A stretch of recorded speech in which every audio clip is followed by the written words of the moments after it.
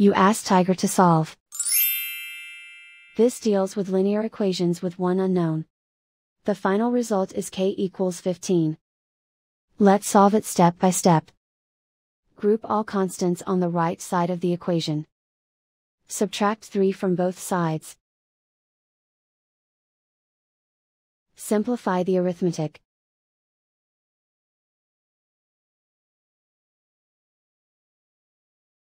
Isolate the k. Multiply both sides by 3. Group like terms.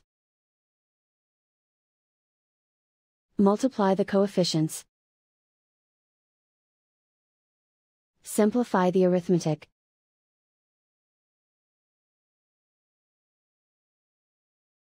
Convert the k into a positive number. Multiply both sides by -1.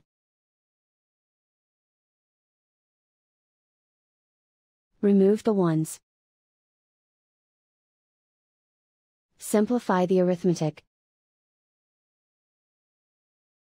And so the final result is k equals 15.